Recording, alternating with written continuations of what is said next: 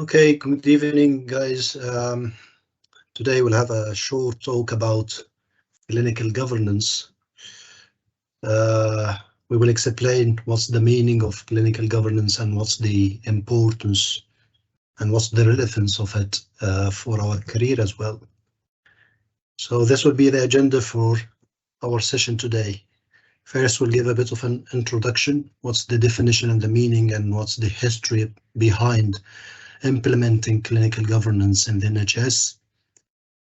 Then we will talk about what exactly do I need to know about clinical governance and how to participate in the implementation of it.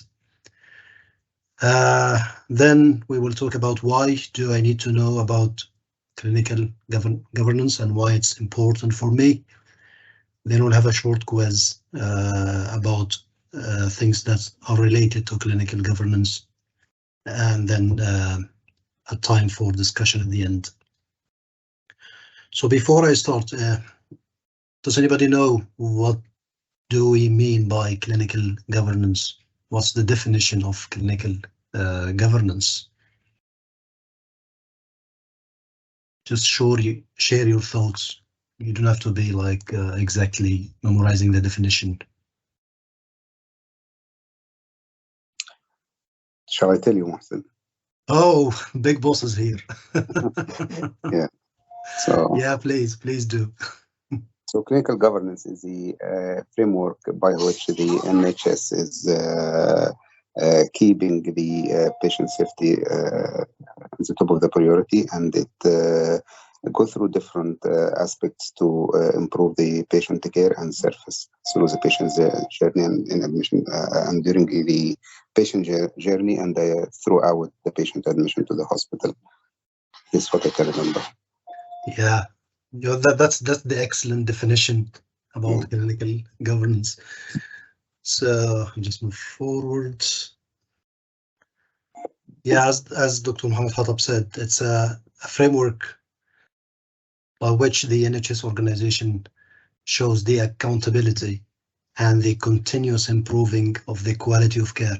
So what you need to remember about the definition is just these highlighted words, that the NHS shows that we are accountable for the community about delivering the service, and our aim is to continually improving the quality of care. So it's accountability and quality.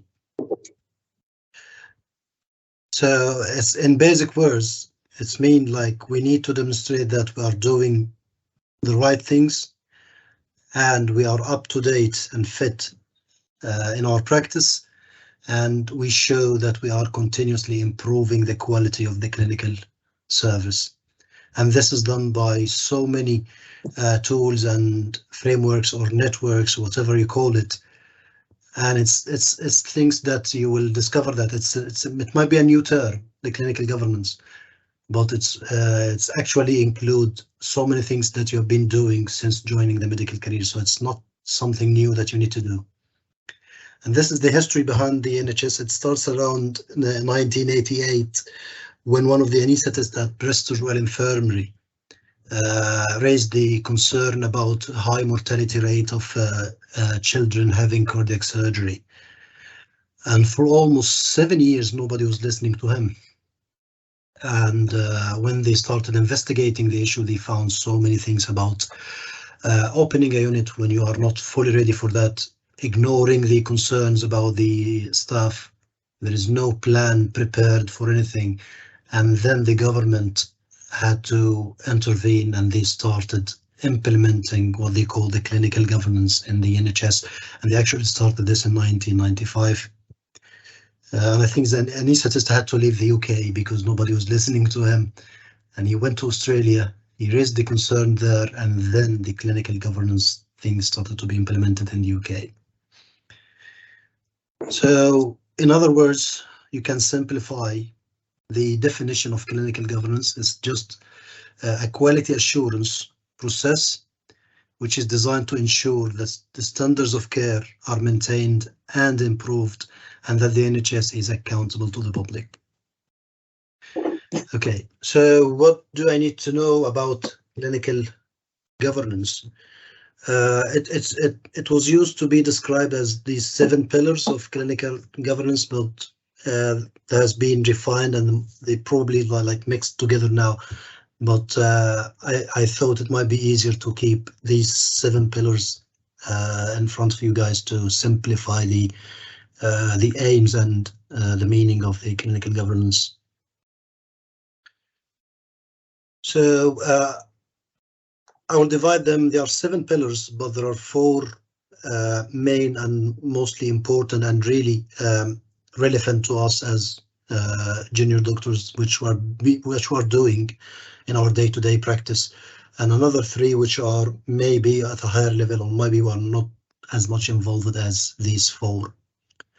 So you can memorize these 4 by the word care, C for clinical effectiveness, and A for audit, R risk management, and E education training. And these are the things that we will be using in each of this pillar. So in clinical effectiveness, the use of evidence-based medicine, implementing guidelines, formalizing protocols, conducting research, all these is to be sure that we are up to date and delivering the best available care with the best available evidence behind that. Audit is just a monitoring process, so we need to monitor our practice and fix any deficiencies with the use of audit. Risk management is basically about learning from the mistakes. The mistakes should be reported to the risk management team, being investigated, having a root cause analysis, why did this mistake happen, and learn from it. It's not about blaming anybody, it's just about learning from mistakes. So you have to adapt a blame-free culture in the environment, in the work environment as well. And then education and training is like what we are doing now. Teaching, courses, conferences, exams, appraisals. So CPTs is just continuous improvement in the education and learning. And then there is the other, I wouldn't say less important, but it's not directly related to our care-to-care practice as a junior doctors. These are involving the patients and the public in the care by using the pulse surveys, trust board, who are being elected from the community to share in the decision making, using information on IT, which is the information governance, how to deal with the patient information, maintain confidentiality and the access to the information and all these things, and keep the records accurate. And then finally, the staffing and staff management, recruiting, retention of the staff, improving the work condition, and identifying any underperformance. So as you have seen, all of these things are not new at all. It's just our job. It's our day-to-day practice, but you just need to be aware about why we are doing this and how to participate in them. And this will highlight the next question. So why do I need to know about clinical governance? I've splitted the importance of clinical governance in 2 main reasons. One is to satisfy the law, and one to satisfy yourself. Satisfying the law is a legal responsibility. As I said, the government has already intervened and they have implemented the clinical governance in the NHS to show the accountability to the public. So the legal responsibility will be represented by the trust board and the chief exec of the trust, but definitely all this framework is not a one-man show at all. So they will have to implement the medical director, nursing director, clinical director, consultants, and basically everyone in the trust should participate in the clinical governance. And then the other part is to satisfy myself and satisfy my career. It's well known now that you won't have a good portfolio if you didn't show an evidence of participation in clinical governance by any means. And if you looked at any requirements for specialty training or CSER pathway or even for a service job, they will ask you, have you participated before in any clinical governance? And it's like the audit, teaching, research, conferences, presentations, and all these things. And I was told by my supervisor that by the time you progress in your career, you find yourself moving away from clinical practice to governance practice. Like in core training, you will have to learn and participate. When you start specialty training, you'll have to show your commitment to clinical governance and collect as much evidence as you need. And when you apply for a consultant post, the first thing you will put in your portfolio and your CV will be the clinical governance, even more than the clinical practice. So it's something that you have to work on from now. Probably one day you might be a clinical director of your unit, and you'll have a legal responsibility for the clinical governance in your unit. So that's a brief idea about the clinical governance and its 7 pillars. Some of these things which are related to the governance, I just wanted to have a quick quiz with you guys about it. So I haven't done this before, but I hope it goes well. So I'll just share a quiz with you that don't worry, your name won't be shown on the results. So feel free to just pick up any answer.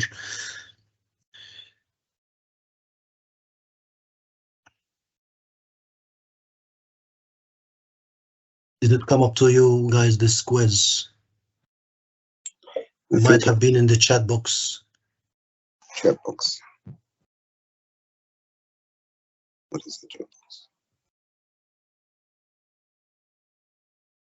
Yes, it's working. Okay, just pick up any answer of these, and then we'll discuss the results with each other.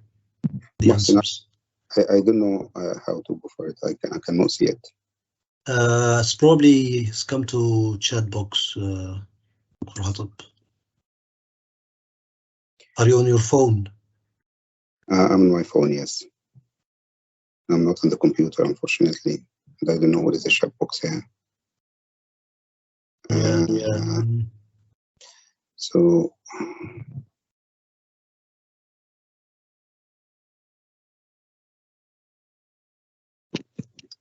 I'm on the phone, but the chat is not active. I don't know why. There is like a button, but it's not active. I don't know why. So probably it works only on computers. yes, it's telling me show chat bubble, but nothing is coming. Yeah. So yeah, I didn't receive any responses so far. Yeah. Okay, I can discuss this verbally and I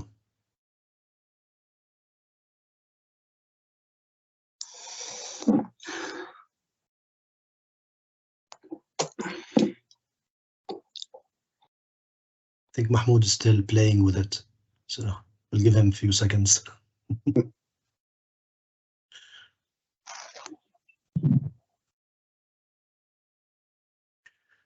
So basically, it's just a multiple choice quiz about the difference between protocol, guideline, and standard.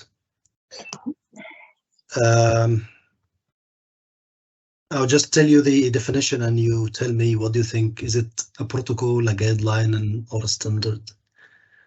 It's a written plan that specifies procedures to be followed in defined situations. What do you think? Is it a protocol, guideline, or a standard? this is protocol. Is that right? Yeah, exactly. Yeah. And I've got 100% correct for people who participated so far. Good. Next question is a principle or a criterion that directs action. Is it a protocol, guideline, or a standard? Standards. Sorry, say it again, Dr. Khalid. Standard? No, unfortunately, it's a guideline. I think Mahmoud also chose the standard. The last one would be the standard, which is the acceptable level of quality or attainment. This will be the standard. So the standard is what the difference between the guideline and the standard. The guideline will give you the advice to deal with a specific patient, but the standard is it's the level of care that you will give to the public. It will include protocols, guidelines, and everything that has been accepted by research or evidence-based medicine that this is the standard of care that you should provide. But the guideline will give you an advice regarding a specific condition for a specific patient. And the protocol is just a stepwise approach in a specific situation that you should follow. Why I'm giving this quiz, it's because in clinical governance you'll hear a lot about these protocol, guidance, standards, policies, and what's the difference of these. And also the other question is, I'll just say it if it's not working for everybody. It's about what's the difference between the audit and the research. So if we said it's designed and conducted to generate new knowledge, what do you think? Is it an audit or a research? Research. Exactly. So what's the difference between it and the audit? So the audit, just to check that we are following the guidelines correctly. Exactly. So you basically compare your care with a standard of care, and you're checking whether are you following this guidelines and protocols and policies or whatever or not, and then you highlight the deficiencies and put a plan to fix it. So this is the difference between audit and research, and I've seen people mixing them up in their like local projects or so. And again, both of them are part of the clinical governance. So just to summarize again, have a quick look on these 7 pillars. Clinical effectiveness is just about conducting research, maybe sharing, designing policies and protocols and implementing them, following evidence-based medicine. And then audit is the process that you use to monitor these processes that you are like checking the quality improvement things that you do and try to improve, continuously improve your practice. Risk management is about reporting the mistakes, learning from the mistakes, and also assure the staff to report anything without any blaming culture running in the background. Education is teaching, conferences, exams, CPDs, and everything. Involving the patient and the public, as I said, we will have a local service available for the patient to express any concerns, and also like every trust will have a trust board which has an elected members from the community and the public. The use of information on IT and the information governance, and finally staff management about recruiting, retention, and checking any under performance. So are you still following with my screen, or I've stopped sharing? No, we're following it. So any questions about clinical governance, please? I hope not. Is it because you are fully understanding clinical governance now, or you're totally confused? You can't ask anything. No, because we are barely understanding. I know it's a very boring subject, but and each pillar of them needs more expanding, and maybe in future lectures or so. Okay, guys, I think that's it for now. If you don't have any questions, I'm so satisfied about that. You've answered the quiz right, which is assuring that you've totally understood clinical governance now. There is no practice. Yeah. Yeah, I think the most important part of this session is how to prepare your portfolio and CV with the clinical governance thing, and just to be, when you are in an interview and thing, and somebody asks you, what do you know about clinical governance, and you feel like it's very vague term that I haven't heard about before, and you realize it's just part of your practice. There is nothing new in it. It's just a new term. All of the pillars are your daily practice. You just need to understand the meaning of each and how to practice and how to participate in each of them. Yeah, any comments? If no questions? Thank you. Thanks, Mohsen. Okay, thank you guys very much for attending the session today. I will share the feedback forms, please. Please fill them, and next I will send you the attendance certificate as well. All right. See you next Friday, inshallah. All right. Okay. Thank you. Salam alaikum.